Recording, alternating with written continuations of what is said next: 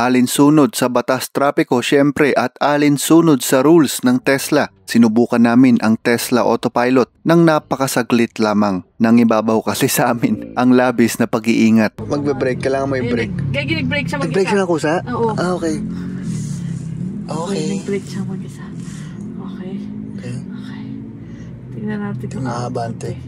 yung pa ako nasa brake lang. Oh my God! Oh my God! Oh my God! Samot-sari na po ang mga pag-aaral na nagsasabing mas safe para sa driver at sa ibang tao sa labas ang mga sasakyan na may ADAS or Advanced Driver Assistance Systems. Dumadami na ang mga may ADAS sa daan at isa nga sa mga yan ang Tesla. Pero syempre, sa transition era na ito, alalay lang palagi. Dadaanan natin ulit ang eksenang autopilot na yan dito sa Tesla Serye Episode 5. Para sa mga tao na mahilig mag-setup ng kanilang mga PC, sa tingin ko'y mahuhukay ninyo to, or in English, I think that you will dig this. Accent lights. Yan. Ibahin natin. Gawin natin green. Yun. Boom, boom. Kung talagang graphic designer ka, pwede mo papiliin yung mismong tamang shade. At may mga naka-install na rin na games dito. So, hindi sila namamaril. Iwasan ko lang. Okay. Ayoko na, bored na ako. Sabi mo? Ewan na drive. Nag-aagawan kami kung sino magdadrive. Gusto na rin, namimiss na rin yung mag-drive. Pero mag-drive kasi nagyaya ako magdapitan. Okay. Tapos ikaw nag-drive. Tapos parang ako gusto ko mag-drive eh. Sa wakas nakapag-drive na. May kaagaw na kasi. Po kami sa Victory Liner Station at may kukunin po si Sherlyn. Nahalaman. May mga lumang bus po ng Victory, ginawa na lang nilang cargo. Ngayon may package kami galing sa Isabela. Meraki Garden, Isabela. Kasi baka hindi pa kayo nakakita ng cargo drop-off ng Victory. Ayan, ganyan kadami. Oh, ayan na. Hindi kasi tagal na ako hindi nag-mine. Ano to? Bugambilya? Oo. Tara na. Kala ko naman kung anong kabidyo-bidyo ang ikakarga natin sa likod. Kasi kapag na-late ka ng 3 days na hindi mo pinick up, 100 pesos per day na yung renta nung kapag naiwan mo. Tesla. Yan. Controls. Open. Gandaran. Yan, lagay mo na yung napakalaking halaman mo. Pwede mong pindutin, pwede mong i-up ulit. Ora na. Try na namin yung cruise. Sige. Ayun na, long press na. Hindi long press, one click, yan. Go. Wait lang, tinapakan ko yung... Ha? Tinapakan ko yung brake. Automatic siya. Okay. Alam niya, kasi alam niya may sasakyan. Magbe-brake, kailangan may brake. Kaya ginag-brake siya mag-isa. Nag-brake siya ng kusa? Oo. Ah, okay. Okay. Nag-brake siya mag-isa. Okay.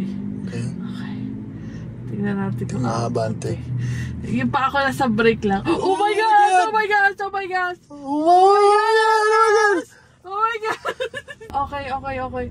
Stop na. Lumiliko ba siya? Oo, stop na. Lumiliko siya ng kusa? Oo. Ay, hindi. Parang nung in-assist ko siya. In-assist ko siya pero go pa rin yung andar niya. Hindi, yung manibela pansinin mo. Oo nga, pero nawawala siya sa ano eh. Oo, pero, hindi ka pa naka-auto steer eh. Cruise lang yata yun, cruise lang yun. Okay. In-assist ko siya.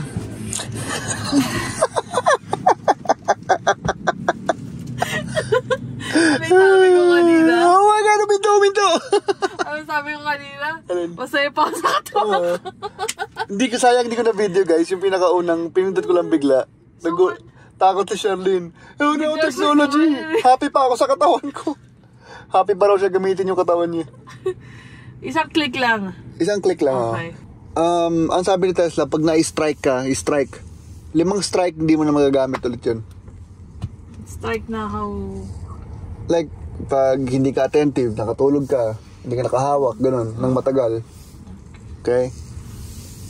Wala naman palang kakulay-kulay pa. Pero I'm sure maganda to pag nag-mature. Pakita ko sa inyo itong picture ni Sherlyn sa aming garden, sa balcony. Tchanin! Ganyan, bougainvillea po ito. Mga kaibigan, dumudumi na ang ating Tesla pero di bale PPF na bukas. Araw ng kasa, sila lang bahala sumaklolo sa atin sa mga alikabok na to. Maraming salamat in advance. Pero para lang malaman ninyo, meron ding button dito sa ilalim. Ngayon may button yan. Hindi lang puro up. So there are 3 ways para buksan itong trunk. Or trunk ba tawag dito? Parang buong likod na to eh. Yan. And para isara, ulit, button. Ganda ng tunog, di ba? Parang Optimum Pride, UOAA.